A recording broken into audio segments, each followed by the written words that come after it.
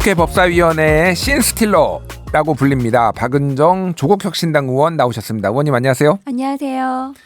예, 당초 헌법재판소는 오늘 최상목 권한대행이 마은혁 헌법재판관 후보자를 임명하지 않은 것이 위헌인지 오늘 헌법소원 심판 선고를 하려고 했는데 이게 연기가 됐습니다. 네, 헌법소원에 대해서는 연기했고 국회의장께서 제기하신 권한쟁의 심판 관련해서는 변론을 재개해서 다시 심리하겠다고 오늘 결정했습니다. 예, 이거는 좀 어떻게 우리가 해석을 해야 되는 건가요? 그러면 제가 이제 헌법재판소 쪽 통해서 알아봤더니 피청구인 윤석열 쪽에서 권한쟁의 심판 관련해서 또 의견서를 내면서 그 최상목 대행 쪽에서 최상목 권한대행 예. 쪽에서 의견서를 내면서 변론 재개 요청을 했고 헌법재판소는 그런 경우에 대부분은 좀 받아들이는 입장이라고 해요. 예.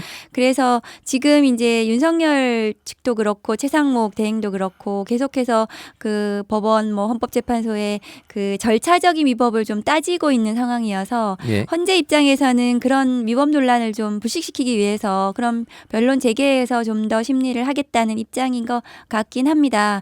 그런데 이 사안은 국회에서 선출한 헌법재판관을 임명해야 되는 단순한 그 헌법과 법률에 따른 절차이기 때문에 결론이 달라지진 않을 거라고 저는 생각합니다. 그렇군요.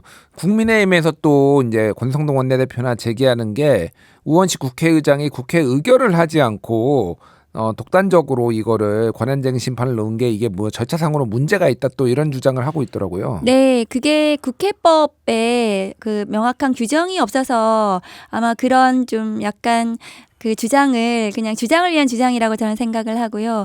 국회의장이 국회를 대표해서 국회와 관련된 법률적인 쟁송을 할 수 있는 것은 그건 당연한 권한이라고 저는 봅니다. 그래서 그것은 뭐 일고의 가치도 없는 주장인데 법률적으로는 이제 법률에 명확한 규정이 없으니까 뭐 표결을 해야 된다라든가 그래서 표결을 안 거쳤다 이렇게 주장은 해볼 수 있다고 저는 생각합니다. 그렇군요. 그러니까 이게 뭐 대통령이 그러면은 행정부 수반으로서 권한쟁의 심판을 할 때 뭐 국무회의 의결을 거쳐야 된다 뭐 이렇게 뭐 규정이 따로 있는 건 아니잖아요. 그렇습니다. 그러니까. 예. 그리고 뭐 그 대통령이나 그 정부 입장에서 법률 행위를 하는데 이제 법무부를 통해서 하거나 이런 경우에도 그럼 모든 어떤 의결을 거쳐야 한다 이렇게 봐야 되는 거거든요. 예. 그래서 국회법 규정이 없어서 차후에는 이런 부분들을 조금 더 국회법을 좀 개정할 필요는 있겠다 그런 생각은 듭니다. 알겠습니다.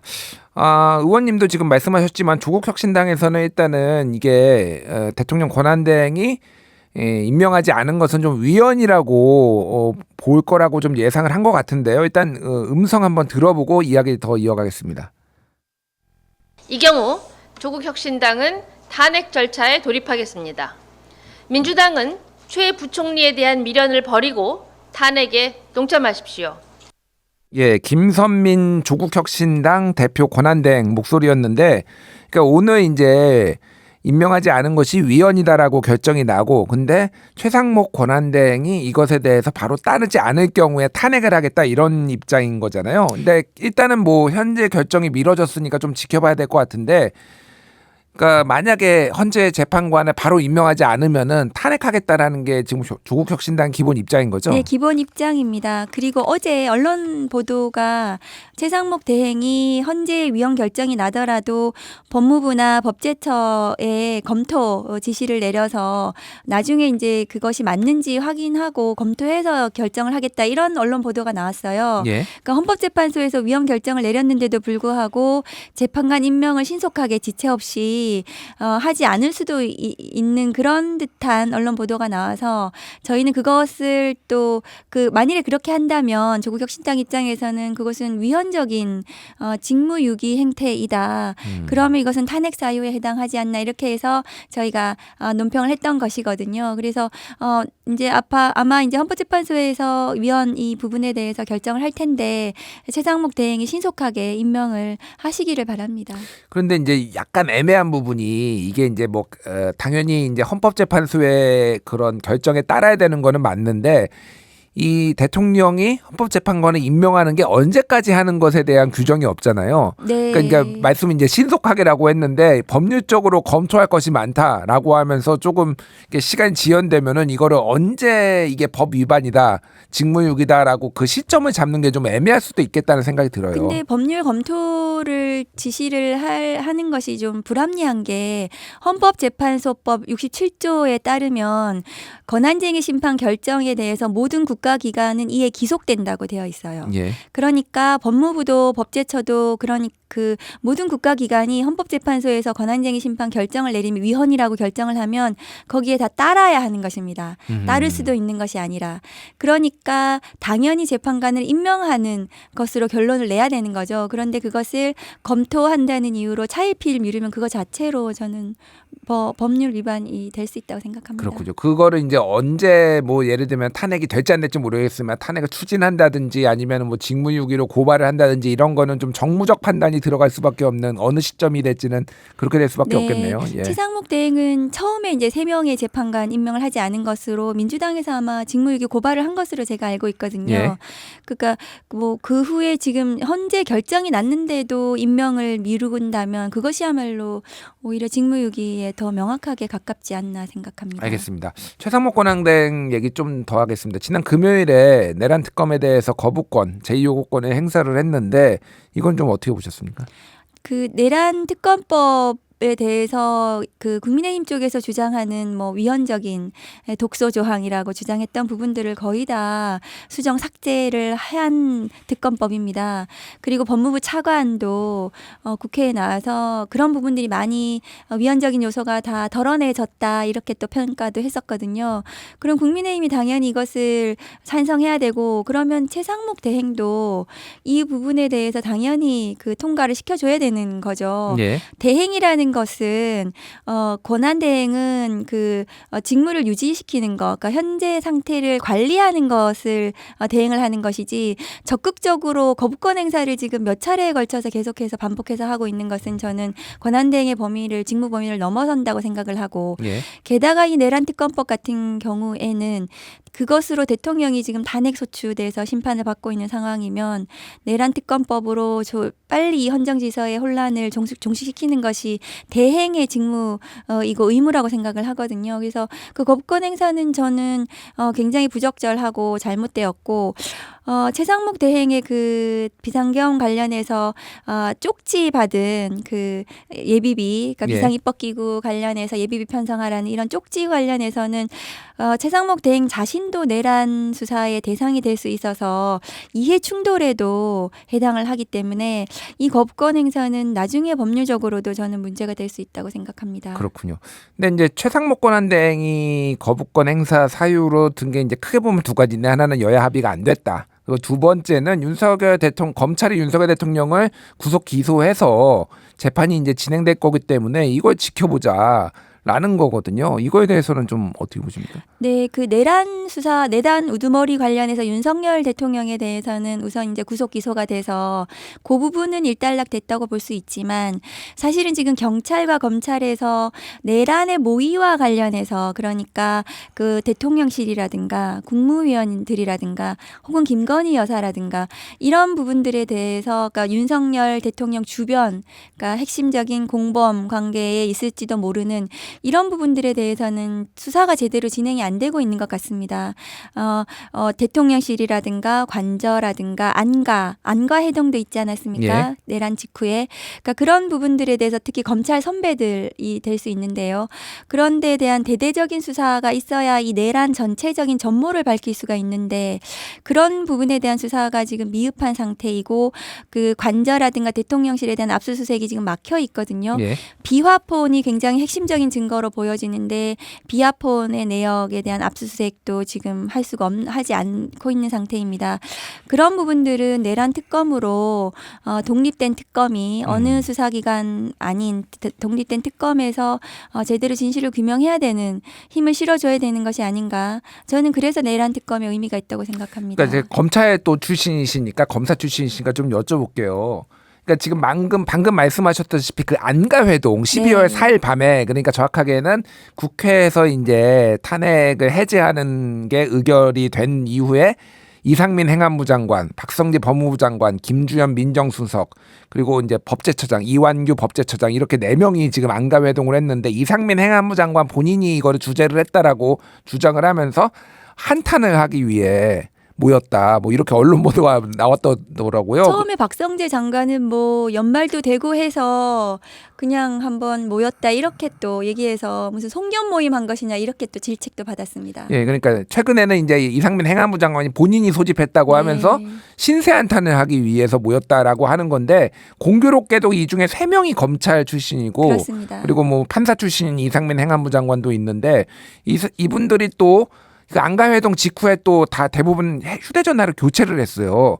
근데 지금 검찰에서 이거를 수사를 했다라는 얘기를 제가 아직 못 들어봤거든요. 이거는 좀 검찰 선배라서 조금 제대로 수사를 못 한다라고 볼 수가 있는 건가요? 최근에 이제 박성재 장관에 대해서는 수사를 했다고 언론 보도가 나왔고 또 이상민 장관은 또 경찰에서 조사를 또 받았다고 합니다. 예. 그리고 김주현 또 저기 수석에 대해서도 아마 경찰에서 조사를 했는지 그런 부분들이 조금 이제 확인이 필요한 부분인데요. 그러니까 지금 경찰과 검찰이 이 사람들을 조사는 했지만 조사는 하고 있는 것 같긴 한데 사실은 지금 좀 대대적인 수사가 필요해요. 그 사무실이라든가 아니면 뭐 휴대폰은 바꿨다고는 하지만 휴대폰이라든가 주거지라든가 이런 부분들에 대한 대대적인 수사를 해야 전모를 밝힐 수 있고 특히 안가 해동과 관련해서 안가에 대한 압수수색이라든가 이런 부분들은 제대로 안 되고 있어서 이제 검찰 출신 선배여서 뭐 제대로 못 하고 있는 건지 봐주기 하고 있는 건지 얼마 전에는 국무위원들에 대한 무혐의를 검토하고 있다 이런 언론 보도가 나왔거든요. 예. 검찰에서.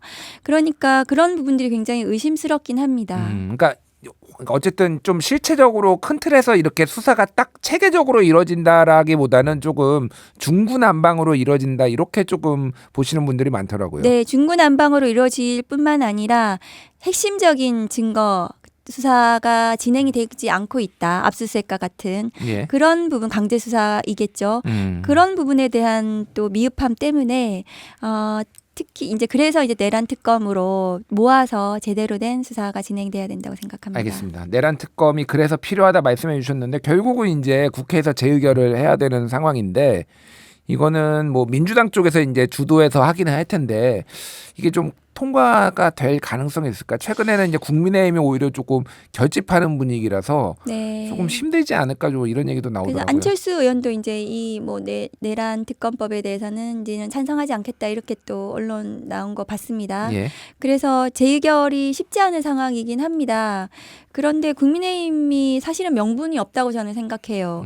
이 국민의힘 쪽에서 지금 주장하는 이 독소적, 위헌적인라고 했던 부분들이 다 빠졌고 그런데 거부권 행사의 사유가 되었던 뭐 그 브리핑이라든가 뭐 이런 그다음에 관련 범죄 수사 이런 부분들이 문제가 있어서 지금 거부권 행사하고 국민의힘도 그걸 문제 삼고 있거든요. 예. 근데 그런 부분들은 역대 모든 특검에 들어있던 내용이었고요. 그리고 국민의힘이 발의한 특검에도 그게 있습니다. 그 조항들이. 그러니까 예. 그런 거를 이유로 재의결에 지금 찬성하지 않는 것. 지난번에는 2표 차이로 저희가 재의결 못했거든요. 예. 그러니까 이번에는 좀 적극적으로 그 내란 특검으로 그냥 이 부분을 일단락 시키는 것이 맞다. 국회 차원에서 이제 민생도 뭐 정치 그 입법해야 되고 국회가 제대로 된 할 일을 해야 되지 않겠습니까? 언제까지 특검법을 계속 반복적으로 할 수는 없다. 그런 말씀 드리고 싶어요. 알겠습니다. 자, 이슈를 좀 바꿔볼게요. 헌법재판관 흔들기가 도를 넘었다. 이게 의원님, 네. 박은정 의원님 발언인데 이 얘기 잠깐 해볼게요. 먼저 권성동 국민의힘 원내대표 목소리 들어보겠습니다. 따라서 한덕수 대행 탄핵은 무효화되어야 하고 탄핵이 무효화 된다면 최상목 대행의 헌법재판관 임명은 그 정당성이 무너집니다. 따라서 최상목 대행은 한덕수 대행 탄핵의 결론이 나기 전까지 헌법재판관 임명을 보류해야 합니다. 한덕수 총리가 탄핵이 된 것이 여야 합의 이제 헌법재판관 관련해서 뭐 여러 쟁점에 대해서 여야 합의를 촉구했기 때문인데 그 탄핵이 무효라면은 최상목 대행이 임명한 헌법재판관도 정당성이 없다 뭐 이런 논리인 것 같은데 이거는 좀 어떻게 들으셨습니까? 그 이제 한덕수 전 총리에 대해서는 탄핵 소추됐는데 뭐 나중에 이제 탄핵이 기각이 되더라도 그게 소급표가 있는지 모르겠습니다. 소급표가 없고 그러면 그 전에 최상목 대행이 했던 재판관 임명 이런 것들은 다 유효하죠. 그러니까 권성동 원내대표의 저 주장이 그냥 정치적인 뭐 주장이고 법률적으로는 저게 안 맞다고 저는 생각을 하거든요.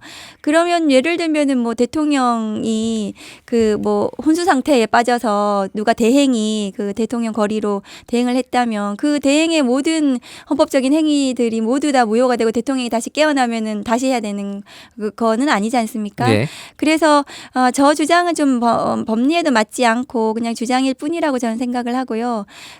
그리고 한덕수 대행의 그 헌법재판관 임명을 하지 않은 그 부분 자체가 굉장히 위헌적이기 때문에 그 자체로 탄핵 사유가 저는 해당을 하고 탄핵은 인용이 될 거라고 저는 생각을 하거든요. 예. 다만 재판관 흔들기는 이 헌법재판 그 윤석열 대통령 탄핵 심판이 저는 인용이 될 거라고 생각을 하는데요. 예. 그 인용에 대해서 이제 불복을 하기 위한 밑자락을 까는 것이다.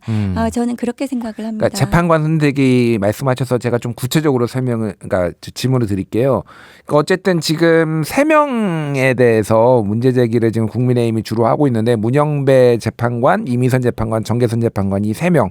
근데 이제 이 3명에 대해서 우리법 연구회 출신이어서 네. 이념적으로 편향돼 있다라는 얘기를 조금 많이 하고 있고 그리고 또 이해관계가 뭐 이렇게 얽혀 있는 사람들이 있다 이런 주장들을 하고 있거든요. 그래서 윤석열 대통령 변호인단에서는 회피 촉구 의견서를 제출을 했어요. 저는 이게 태어나서 처음 들어봤는데 일단 회피 촉구 의견서라는 게 어쨌든 이런 절차를 지금 하고 있는 이유는 좀 뭐 어떤 거라고 보십니까? 네, 그러니까 마은혁 재판관 임명을 좌절시키고 그 다음에 이 3분에 대해서 재판관이 회피가 되면 5명밖에 남지 않거든요. 8명에서 네. 3명이 빠지면 5명만 남죠. 5명밖에 남지 예. 않아요. 5명으로는 탄핵 심판이 진행이 될 수 없죠. 그러니까 궁극적으로는 이제 그런 그림을 그리고 있다고 저는 생각합니다. 국민의힘 쪽에서. 예. 그런데 이 회피라는 건 스스로 하는 건데요.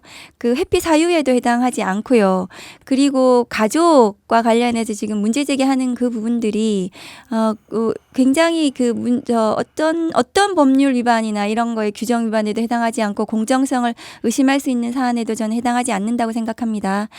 그렇게 치면은 정영식 재판관의 경우 이제 박선영 진하위 위원장 임명과 관련해서 대통령이 직접 임명을 해주고 그런 굉장히 가족 관계에 있지 않습니까? 예. 그러면 정영식 처형이죠, 재판관 정확하게. 그렇죠. 예, 예. 처형이죠. 예. 그러니까 정영식 재판관에 대해서도 같은 문제 제기를 하고 이것은 윤석열 대통령이 직접 또 그 임명을 한 윤석열의 사람으로 분류가 될 수 있지 않겠습니까? 예. 근데 지금 국민의힘에서 문제 제기하는 이 3분의 재판관, 그 외에 이제 가족과 문제 제기하는 2분의 재판관은 그 가족이 윤석열 대통령 측 혹은 반대 측 민주당이겠죠. 민주당이나 조국혁신당 탄핵을 소추한 국회 측하고 어떤 무슨 연관관계가 있지 않거든요. 개인의 어쨌든 소신에 따라서 자기 직무를 하는 분들이고 그거와 관련해서 이제 지금 뭐 공정성을 의심받을 수 있다라고 저는 판단을 하는 사람도 없고 그렇게 회피를 해야 돼서는 안 된다고 저는 생각을 합니다. 네. 근데 국민의힘 쪽에서는 아까도 말씀드렸다시피 탄핵 심판 결론에 대해서 인용 결정에 대해서 불복하기 위해서 끊임없이 재판관 흔들기를 하고 있다. 그것은 4년 전에 윤석열 검찰총장 감찰을 할 당시에도 예. 징계위원들에 대해서도 마찬가지로 그렇게 흔들기를 했습니다. 징계위원 개인에 대해서 뭐 어디 지역 출신이다. 개인이 어떤 성향을 가지고 있다. 뭐 누구와 무슨 관계다. 이런 식으로 계속해서 문제 제기를 하고 흔들기를 했었습니다. 예. 그러니까 마찬가지로 그러니까 윤석열 대통령은 자신과 관련된 판검사들이 조금이라도 자신에게 유리하게 하지 않으면 모두가 불공정하다라고 주장을 하고 그러니까 법 위에 있는 듯한 이런 이 행태를 보이고 있는 것은 옛날에도 그랬다라는 옛날에도 거죠. 그랬습니다. 그러니까. 4년 전에 제가 예. 윤석열 검찰총장 당시에 시절에. 감찰을 했고 징계 청구를 했거든요. 예. 근데 그 징계위를 모두 흔들어서 그때는 어떤 표현이 나왔냐면 그때 국민의힘 전신이죠. 인민재판을 하고 있다 이런 표현까지 나왔었습니다. 지금도 마찬가지죠. 뭐 특정 뭐 무슨 연구회 뭐 중심의 그 판사들의 재판관님들의 성향을 문제 삼고 있는 것은 그것은 굉장히 비겁하고 비굴한 태도이다. 그러니까 그 공정한 재판, 헌법 재판을 절차대로 받으면 되는데 개인의 어쨌든 재판관 개인을 그렇게 흔들므로 해서 그 본질에 벗어난 탄핵 심판의 쟁점과 벗어난 그런 어쨌든 그 개인을 공격하는 것은 매우 적절하지 않다고 생각합니다. 알겠습니다. 저희가 한번 한동수 전 감찰부장 대검 감찰부장 한번 모셔서 인터뷰를 했는데 그때 인상적이었던 게 4년 전에도 그 술자리에서 대검 부장들 모아놓고 술 먹는 자리에서 쿠데타 하겠다라는 네. 발언을 해가지고 그때 이제 징계의 사유에 거기에도 그걸 적었는데 그때도 비슷하게 굉장히 회피를 많이 하고 그 징계 사유서도 네. 받지 않으려고 하고 막 이런 그랬습니다. 과정이 있었다라는 거를 설명해 주신 적이 있어요. 네, 굉장히 비슷합니다. 지금의 행태와 그 절차에 협조하지 않는 것, 그 다음에 위원들 그때 당시에 징계위원이고 지금은 재판관들이죠. 개인을 공격하는 것 그런 부분들 그리고 언론 플레이요. 그러니까 예. 그 재판에 그러니까 제대로 저 협조하지 않으면서 외부에 이제 계속해서 사실은 이게 목소리를 내면서 프레임을 짜고 왜곡해서 이렇게 계속 그 얘기하는 거 이런 부분들이 굉장히 비슷합니다. 알겠습니다. 국민의힘 얘기를 좀 더 해봐야 될 것 같은데 오늘 지금 윤석열 대통령 접견을 면회를 이제 오늘 권영세 비대위원장과 권성동 원내대표 그리고 나경원 의원 이렇게 세 분이 다녀왔다라고 합니다. 그런데 이거 개인적 당 지도부 차원이 아니라 개인적인 차원에서 다녀왔다 이렇게 얘기를 했어요. 이건 좀 어떻게 보셨습니까? 개인이라고 저는 생각하지 않습니다. 왜냐하면 또 권성동, 권영세 두 분은 당 지도부이고 나경원 의원도 굉장히 중진에 해당하기 때문에 개인이라기보다는 저는 국민의힘의 주류적인 당 지도부의 입장으로 봐야 되고 그러나 지금 윤석열 대통령은 내란 우두머리 혐의로 지금 재판을 받고 있고 그 범죄가 매우 중대하거든요. 그래서 지금 헌정질서가 중단이 되어 있는 상태 아닙니까? 예. 그러면 국민의힘의 지금 당 지도부 입장에서는 주류 입장에서는 그 부분에 대해서 사과하고 국민들에게 그런 그 윤석열 대통령과의 어쨌든 연결고리를 끊고 새롭게 이제 그런 모습을 보여야 된다고 생각을 하는데 오히려 이제 옥중 정치를 할 수 있도록 그 메시지를 받아서 또 얘기를 하고 있지 않습니까? 그것은 매우 오히려 부적절하고 국민의힘을 지지하는 매우 극우적인 이 내란과 관련해서 오히려 그것을 옹호하는 그런 지지층에 대해서 결집시키는 그런 포석이라고 저는 생각하거든요. 예. 앞으로 이제 조기 대선을 앞두고 있고 탄핵 심판이 인용될 것에 대해서는 모두 국민의힘에서도 그것은 모두 다 이렇게 그 예상을 하고 있을 거라고 생각합니다. 예. 근데 그러면 이제 조기 대선으로 넘어가고 조기 대선과 관련해서는 우선 극단적인 지지층부터 결집시키고 그 다음에 이제 확장해가는 이것을 위한 포석이었다. 저는 그렇게 그렇군요. 생각합니다. 어쨌든 개인적인 자격이라고 두 분이 또 특히 얘기를 했지만은 의원이 보시기에는 당 지도부한테는 개인적인 자격은 없다 이렇게 좀 보시는 거죠. 그렇습니다. 그러니까. 개인적이라면 그 지금 직책을 모두 벗어 던지시고 개인적으로 다니시는 게 어떤가. 다 생각됩니다. 내려놓고 예, 그렇습니다. 알겠습니다. 예. 조기 대선 말씀하셨으니까 좀 여쭤봐야 될 것 같아요. 지금 어쨌든 탄핵이 인용될 가능성이 상당히 높다라는 거는 현실적인 얘기고 물론 뭐 최근에는 윤석열 대통령이 그 조기 대선에 대해서 상당히 불쾌해한다 뭐 이런 언론 보도도 나왔는데 조국 혁신당에서도 어쨌든 조기 대선은 좀 준비를 하지 않을 수가 없을 것 같아요. 물론 조국 대표가 지금 있었으면은 조국 대표가 당연히 유력한 그러니까 대선 후보였겠지만은 지금 당에서는 지금 어떤 논의가 오가고 있는지 좀 궁금합니다. 우선 조국혁신당은 3년은 너무 길다 슬로건으로 윤석열 탄핵까지 굉장히 앞장서서 열심히 싸웠고요. 그리고 그 과제를 완수했다고 저는 생각합니다. 그래서 그러나 이제 아직 탄핵 국면이고 내란이 진압되지 않은 상황이기 때문에 보다 이제 탄핵에 집중을 해서 달려왔습니다. 그래서 조기 대선과 관련해서는 구체적으로 심층 있게 이렇게 논의가 되고 있지 않은 상황이긴 합니다. 근데 최근에 이제 조국 전 대표께서 또 옥중에서 또 여러 가지 메시지를 내는 것 중에 예. 우리 이번 대선은 반헌법 세력과 이 헌법 세력 그러니까 그 시민사회와 야권 이 모두 합해서 이 반헌법 세력 국민의힘 윤석열과 싸우는 이런 대선으로 가야 한다라고 저희가 보고 있고 그렇다면 그 야당이 모두 합심하고 시민사회까지 모두 아우르는 이런 저 거대한 이 플랫폼을 만들어서 이 국민의힘과 대선에서 맞서야 되는 거고요. 그래서 저희가 원탁회의 내란 종식을 위한 반헌법 세력을 종식시키기 위한 원탁회의를 제안을 했고 민주당에서도 긍정적으로 최근에 오늘 아마 받아들이셨어요. 예, 그래서 오늘 언론 보도가 났습니다. 그렇습니다. 예. 그래서 원탁회의에서 이 조기 대선과 관련해서 그다음에 더 나아가서는 이 반헌법 세력들 내란을 어떻게 진압시키고 그 후에 새로운 대한민국을 어떻게 갈 것인가에 대해서 저는 논의를 진행시킬 수 있을 것이다 이렇게 생각을 합니다. 예. 그 과정에서 조국혁신당도 할 수 있는 역할을 할 거라고 생각합니다. 예, 이게 어떤 취지인지는 알겠는데 제가 좀 그림이 안 그려지는 거는 그런 거예요. 그러니까 그럼 여기에서 야권 단일 대선 후보도 같이 논의를 한다 뭐 이것까지 좀 나아가는 건가요? 그러면? 구체적으로 그런 부분에 대해서 아직 이제 논의가 되는 것은 아니고요. 저희는 이제 제안을 했고 그 원탁 회의나 뭐 플랫폼에서 어떻게 뭐 야권 대선 후보를 어떻게 할 것인지 그것에 대해서는 이제 좀 더 논의를 해봐야 되겠죠. 그리고 저희 당에서도 대선 후보를 낼 것인지 내면은 그 어떤 역할을 하게 될 것인지 예. 이런 부분도 보다 이제 조금 이제 탄핵 국면이 조금 진정이 되면은 논의가 되지 않을까 생각합니다. 예, 시민사회하고 같이 연대하는 얘기도 지금 나온다고 그렇습니다. 말씀하셨는데 시민사회 쪽에서는 이제 이 탄핵과 대선을 넘어서 사회 대개혁 얘기도 나오고 네. 있고 뭐 개헌도 논의를 해야 된다 이런 얘기도 나오는데 그런 것까지 그러면 좀 이 원탁회의에서 논의를 해볼 수 있다 뭐 이렇게 보아야 저는 되는 이제 건가요? 이것이 저희 당의 공식 입장은 아니고 개헌과 관련해서는 사실은 지금 탄핵 인용이 되면 조기 대선은 60일에 끝내야 되는 거거든요. 그래서 개헌이라는 거대 담론, 거대 의제를 담기에는 너무 시간이 촉박하지 않나. 그 개헌과 관련해서는 조금 더 천천히 심층 있게 깊이 논의를 해서 국민들께 선보여야 하지 않나 이런 개인적인 의견을 가지고 있습니다. 알겠습니다. 오늘 여기까지 듣겠습니다. 박은정 조국혁신당 의원님이었습니다. 감사합니다. 감사합니다.